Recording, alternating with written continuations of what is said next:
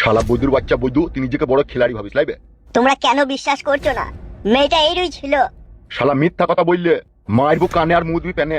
সাদা কুকুর, তো আমার বন্ধু হয়ে চুপচাপ শুনছিস, কিছু বলছিস না। আমি আর কি বলবো, তুই তো অন্যায় করেছিস। তুই সাপোর্ট করলে জানিস তো এমএলএ বিকাশ দত্ত সাহেবকে জানিয়ে খুলে বান্টু কেটে নেবে আমার।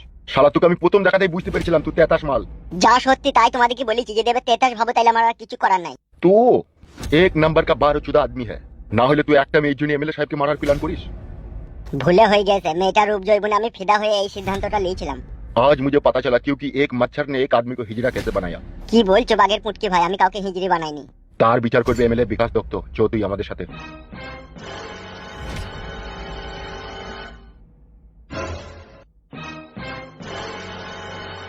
বাপরে বাপরে, এখনই কি কাজ সব হয়েছিল। এখন কি হবে তাহলে ফুটো? শালা যে প্ল্যান করছি সেই প্ল্যানই ভেঙে তাসনাস হয়ে গেছে। ওদের জন্য আর কতদিন আমরা লুকিয়ে লুকিয়ে বেড়াবো? হ্যাঁ গো ফুটো ভাই। শোনো, দোষ কিছুটা আমাদের নিজেরও আছে, বুঝলে তো? কি করে আমাদের দোষ আছে? ওকে এমএলএ বানানোর পেছনে তো আমরাই দায়ী। এই ভোট ভাট গুনা দিয়ে ওরা জিতে এমএলএ হয়ে গেছে, তখন আমাদের কথাই বাস হচ্ছে। আবার কি বাস হচ্ছে? একবার ঝুঁকছি না তো আজ ওরা বাস হয়ে গেছে, কোনটি সবাই হয়ে গেছে। সে তো এমএলএ হয়েই গেছে, আর তো কিছু করার নাই। এখন ওকে কিভাবে মারবো সেটা ভাবতে হবে। তোরা ভাববা না সবাই মিলে, আমি একা ভাবলে হবে নাকি? আমি বলছি সবাই মিলে গিয়ে যদি একবারে মার্ডার করলে তাহলে কেমন হয়? খুব ভালো হয়, সবাই মিলে একটা জেলের ভিতরেই থাকবার, পুরা রুটি গুনা আমরা সবাই মিলে ভাগ করে খাবো। শালা সুইরে বাচ্চা এমএলএ বিকাশ দত্তরে, তোকে এমন ভাবে মারবো রে, তোর গায়ে জামা শুধু টের পাবে না, জামার বুতামগুলো যদি টের পেয়ে যায়। ওই এক বুধ মারানি ভাই, শালা চাপলা চোদা, শালা হুড়কুমুকু, শালা বউ পাগলা। আমি হুড়কুমুকু লাগবে, তুমি যে হুড়কুমুকু। শালা গদ্দু, তুই তো প্যাচ লাগা নিবে, তুই আগে থেকে আমার বউটাকে না লিয়ে এরকম হইতে হবে। মারবো শালাকে, এখন মাথার ঘায়ে কুকুর পাগল। আর তুই যদি এখন এরকম করি না, শালাকে উদ্যম মার দেবো। এখন তো উদ্যম মারবা, এখন তোমাদের সাথে আছি না, এখন যা মন তাই করবা। এই তোমার বকিস কেন তো বলতে পারা? এখন তুই দেখছিস আমরা একটা টেনশনের মধ্যে আছি, অত দুঃখ প্রকাশ করার কিছু নাই তো। এমএলএ সাহেব মরে গেলেই তো তুই বউ পেয়ে যাবে। তা আমি কিছু বলেছি নাকি? ওই তো বলছি উদ্যম মার দেবো। তুই শালা স্বভাবকে বলছিবে, তাহলে আমি বাড়ি পালাচ্ছি, আমি আর বলবো না। এ ভাই ফালতু, তোর জন্যই আমরা সবাই মেহনত করছি, তোর জন্য করছি, আমরা নিজেকে বাঁচানোর জন্য করছি, ঠিক আছে? হ্যাঁ গো হ্যাঁ, তোমার লাগেও করছি, আমাদের নিজের জন্য বাঁচার জন্য করছি। তুমি চুপ করে থাকো, ঠিক আমরা ব্যবস্থা করব। শালা হুঁশ বুদ্ধি জ্ঞান নাই তো, সে আবার মানুষ দুনিয়াতে। এখন কি করবা সেটা বলো ভাই। ভাবতে হবে তো, হঠাৎ করে তার বলা যায় না। এখন যা পরিস্থিতি পড়েছে, হঠাৎ করেই ভাবতে হবে। বলো তাহলে কি করবো? এখন যা পরিস্থিতি পড়ে গেছে, মাঙ্গেনা বেগমকে দেখলে আর ছাড়বে না। তাই আমি বলছি মাঙ্গেনা বেগম বৌদিকে কালো কুকুর তার শ্বশুর বাড়ি পাঠিয়ে দেখ, না হলে তো মেয়ে ছিল, আমাদের লেগে তোমার জীবনটা হারিয়ে যাবে। কালু ভাই, তুমি অ্যাকচুয়ালি কথাটা ভুল বলনি, ঠিকই বলেছো। আমরা এই 4 জনাই এমএলএ সাহেবকে যা করার করব। আমার বউকে বাপের বাড়ি পাঠিয়ে দিচ্ছি। আমি তোমাদেরকে এই বিপদের মধ্যে ছেড়ে দিয়ে আমি যাব না। তোমরা মৃত্যুর মুখে ঢলে পড়ে থাকবে, আর আমি বাপের বাড়ি থেকে আরামায়েশ করে খাবো দাবো ঘুমিয়ে থাকবো, তা আমি করব না। আমি যাব না কালু ভাই, আমি এখানেই থাকবো। সাবাস সাবাস বৌদি সাবাস।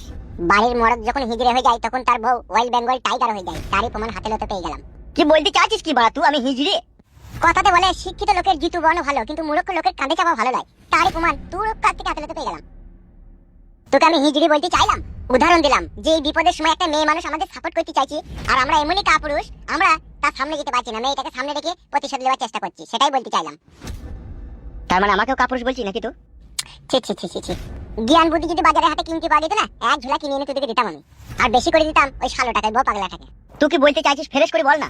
আমি বলতে চাইছি এমএলএ সাহেবের কমজোরি এখন আপাতত আর বউ, তাই আমরা 4 জনে গিয়ে এমএলএ সাহেবের বউকে তুলে নিয়ে আসবো এখানে। ওর বউকে তুলে নিয়ে কি হবে? এমএলএ বিকাশ দত্ত সাহেবের দুটো বউ, এই ফালতুর বউটাকে যেটাকে বিয়ে করেছে সেটাকে এমএলএ বিকাশ দত্ত সাহেব খুব ভালোবাসে, তাকে এখানে তুলে আনতে পারলে অনেকটাই কাজ হবে। ও ফুটু ভাই, আমার বউকে এখানে তুলে নিয়ে মারবা না? হ্যাঁ ভাই, আমার হাতে দিয়ে দেবো, আমি বাড়ি চলে যাবো। হ্যাঁ ভাই, সবাই ম্যাড হয়ে গেছে রে বইলি। বড় ভাই নাই নাকি? তাহলে বাড়ি গিয়েছে হয়তো। তাহলে বাঘের পুটকি ভাই বড় ভাই তো নাই, তাহলে কি করব? মানে কাজের সময় যে কোথায় যায় এমএলএ বিকাশ দত্ত। আমি বলি কি বাঘের পুটকি ভাই, আমি একবার বাড়ি থেকে দেখে আসবো। শুধু দেখে আসলে হবে না, ওকে তাড়াতাড়ি তুমি এখানে দেখে আসবে, বুঝতে পেরেছো তো? ঠিক আছে বাঘের পুটকি ভাই, তাহলে আমি চললাম। ওকে গো ফার্স্ট।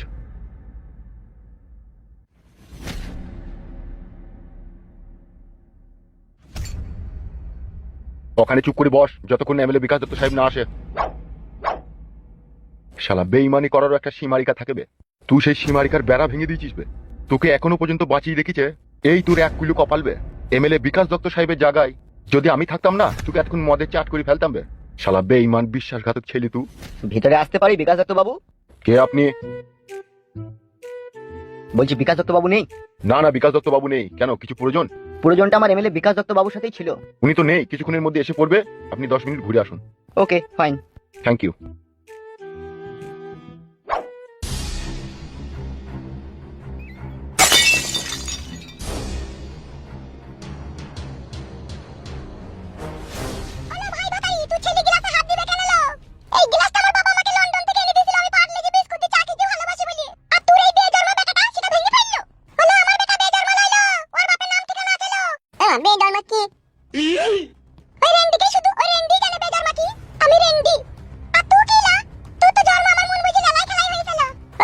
একটা গিলাস ভেঙে গেছে বলে আমার মা কমেন্ট করে গাল দিতে কেন আমার বাবা গিলাস কিনে দেবে ধোয়ানি কুকুর বাচ্চা তোর বাপ গিলাস কিনে দিবে তোর বাপটাকে কোথা পেয়েছিলি এ আমার মাকে বিয়ে করেছে বিয়ে করেনি তোর মার উপজয় বোন দেখি আমার সংসারে তাস নাচ করে আগুন ধরিয়ে দিয়েছে ও ফাদা কুকুর বেটি তুই কি লো তুই ফাদা কুকুর বেটি তুই মুচি সত্যিন তুমি সত্যিন 36 যেতে সত্যিন তোর মাকে গিলাস ভাঙা ভরি দেবো বলে দিলাম তোকে আমি হ্যালো হ্যাঁ ভাই ভাতারি তোর মাংটা আস্ত থাকবে না তোর মাকে আজকাটা বটি হইতে বলো তুই কি বেটা খাকিলো তুই কি ভাতা খাকিলো তুই কি ভাতারে রাখ নিলো তুই কি ভাতারে রাখ নিলো এলা সিনাল আমার গিলাস এনে দিবি সিনাল গাই মানে আমার মাকে বললাম বড় মা কাকে বড় মা বলছিস ও ফাদা কুকুর বেটি বড় মা হওয়ার যোগ্য এলা চাচা ভাতারি আমি তোর বেটাকে বলিনি আমাকে বড় মা বলতে লো আম্মা মারি আছো হ্যাঁ বলবো বলবি যে তুই মার মুখে চুরা গিলাসটা ভেঙেছিস আমি গিলাসটা ভেঙেছি গিলাসটা ভাঙাই ছিল কিন্তু হাতে ভেঙে পড়ে গেল তো পড়ে গেলে গিলাসটা ভাঙবে না আর ফাদা কুকুর বেটা গিলাসটা ভাঙবে না তুই ফাদা কুকুর বেটি লো তুই ধোয়ানি কুকুর বেটি লো তুই আলার কুকুর বেটি লো তুই পুচানি কুকুর বেটি লো তুই রক্ত কুকুর বেটি লো তুই কি সব মারা নিলা তোর মুখের কথা শুনে মনে তো গাছে উঠে নাম করতেলা আর তুই কোথা করতেলা তো গরুর গোয়ালে করতেল নাকি ও মা গো কি সত্যি নেনে ঘরে বইলু এমএলএ সাহেব ফাদা কুকুর বেটা গো সত্যি তুই নালে একটা গিলাসে আমার ছেলে ভেঙে দিয়েছে তাই বলি তুই এইভাবে করে গাল দিবি হ্যাঁ তুই আমার কোনো জিনিসে হাত দিবে না লো হাত দিতে কে বলে ফেলো আলো তাহলে ঘরের ভিতরে সন্দেহ ভরে রাখবি লো ছোট ছেলের বাড়ি এখনি কোথায় হাতে পাই লেগে ভেঙে যাবে সেই ঘরে বালটা কি তোর বেরে নিল সত্যি এলে চ্যাংড়া লাফানি এটা আমার বাড়ি আমার ঘর লো আমি কোথা কি জিনিস রাখবো না রাখবো সেটা আমার ব্যাপার লো তুই ওই বেজন্ম বৈদ্য হারামি বেটা কেন হাত দিবে না আমার জিনিসে হলো মুচি সত্যি আমার এই বেটা বেজন্ম লইলো দোস্তের মতো আর বাপ আমার কাপড় তুলে আমার পাকানে পাকাম পাকাম করে ভরে ফেলো তো কি বলি বেজন্ম বলিস না সত্যি তোর ওই কালটি ভক্সা পাকান তোর ভাতারের পছন্দ হয়নি বলি তো আমার এই ফসা পাকানে তোর ভাতার চুমুকে দিল দেখ জামা ছেলে বেজন্ম হয়ে গেল তুই ঘরে ঘুমিয়ে থাকতিস তুই শুনতে পাসনি তোর পাশের ঘরে তোর ভাতার আমাকে বেসন ফাটার মতো পটাম পটাম করে রাখতে খাইতো সেই ফাটারি ছেলে এটা আমি বেচুমে থেকে হয়েছি মা দেখ দেখ সাত ভাতারি মাঝে দেখেছিল তোর মতো এরকম চিড়কি বিড়কি সাত ভাতারি মাঝে তোকেই দেখলাম সাত ভাতারি আমি লয় সাত ভাতারি তুই ওই জন্য তোর ভাতারের ছেলেটাকে নিজের ছেলে মনে করতে পারলি না কোনোদিনই নিজের ছেলে ভাববো না আমি তো জানি তুই কত বড় সাত ভাতারি তোর এই 18 বছর বয়সে আমার চোখের সামনে যোগ দিন তো তিনখানা বাড়া পাল্টালি তুই তোকে কি করে ভালো মেয়ে বলবো আমি আর তোর ছেলেটাকে বাকি করে ভালো বলবো বল না আমি বলতে বলিনি না তোকে আর তুই বলবি না কেন তুই আমার কে হসলো হায় রে আমার পুরা ভাগ্য নাহলে নিজের স্বামীর লাগি কি পরের মেয়ের কাছে আমাকে অপমানিত হতে হয় কি হইলো কি হয়েছে কি একটা গিলাস তোমার ছেলের হাত থেকে পড়ে ভেঙে গেছে বলে কি গাল কি অপমান কি নোংরা নোংরা ভাষা খারাপ করছি আর তুই ভাষা খারাপ করলি না লাইলা পাকান বেগম এসব কি হচ্ছে কি রে বাইতে ও ঢেমনিটা যা বললি সেটাই ঠিক আর আমার কথার তাহলে কোনো মূল্য নাই তোমার কাছে আমার না গিলাসটা হাতে থেকে পড়ে ভেঙে গেছে বলে বড় মা আমাকে কি গাল দিতে ও মাই আমার কি সর্বনাশের কথা তুমি না আমাকে গাল দিলা গো বড় মা বেজন্ম বলে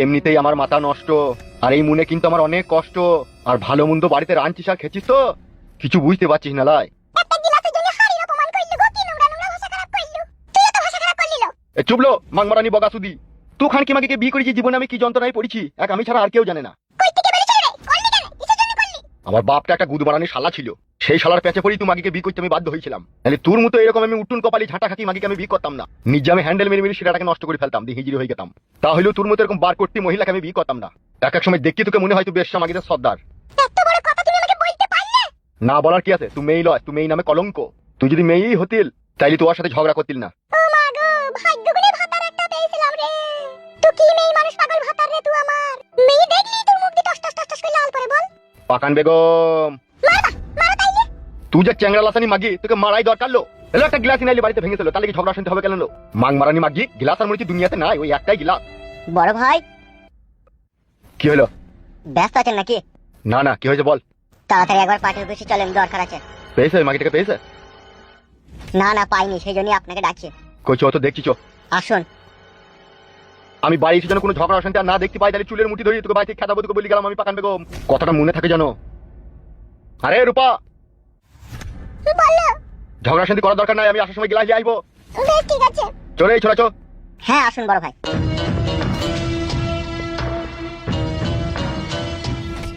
সেই জন্যই লোকে বলে সতীন লো আর সতীনের জ্বলন বড় জ্বলন সুখ পাবি না লো সুখ পাবি না পরের ভাতারকে খেয়ে দিলিস কেউ কোনোদিন সুখী হয়নি আর হবেও না তুল লেগে যেমন আমি আমার কোলের ভাতারের কাছে মার গাল অপমান খেয়েছি তোকেও একদিন কারো না কারো কাছে খেতে হবে তোকে বলি রাখলাম আমি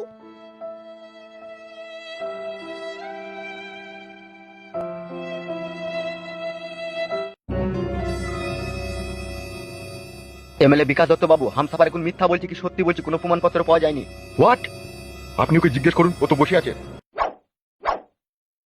কি বে তুই আমার সাথে ঘাবলা করতে চাইছিস নাকি কোনো ঘাবলা করিনি আপনার সাথে সত্যি করে বলছি বড় ভাই আমি ওদিকে লিগে এলাম কিন্তু মেয়েটা ওখানে ছিল না সাদা কুকুর ইয়েস ভাইজান এই কাজগুলা ওই ফুটু শুইরে বাচ্চার নয় তো হতেও পারে ভাইজান ও আপনার পুরনো শত্রু ও এরকম চাল চাইতে পারে ফুটুটাকে তো আজও দেখতে পেলাম না ফুটুকে মার্ডার করার জন্যই তো তোমাকে এখানে নিয়ে এসেছি আমি। দেখি দেন এখনই লাড়ি ভুড়ি বাই করে দেবো। বাঘের পুটকিকে ফুটুর বাড়ি নিয়ে যা, আর ওখানে গিয়ে ওর বাড়ির লোকের উপরে টর্চার কর। যতক্ষণ না ফুটু আমার হাতের মুঠোই না আসে ততক্ষণ বাড়িতে যাকে পাবি তাকে মারবি। শুধু মারবো না, মার্ডারও করে দেবো। সেরকম বেগর বাই করে দিতে হবে। তাহলে কি করবো, বাঘের পুটকিকে নিয়ে যাবো নাকি? হ্যাঁ ওকে নিয়ে যা। বাঘের পুটকি তুমি সাদা কুকুরের সাথে চলে যাও। ওকে ভাইজান যাচ্ছি। নারকেল বেগম ওর স্বামী ছেলে যাকে পাবি তাকে কুকুর মারা করবি।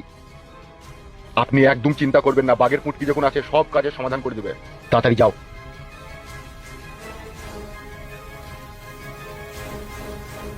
বড় ভাই, তুই শালা তোর ওই অপবিত্র মুখে আমাকে বড় ভাই বলে ডাকবি না, তোকে বিনা জানাজাতে দাফন করে দেবো আমি। শালা একটা মাগির লেগে তুই আমাকে মার্ডার করতে গেলিবে? তুই একবারও ভাবলি না আমি ঘুমনো শেরকে জাগাইতে গেছি? ভুল তো হয়েছেই।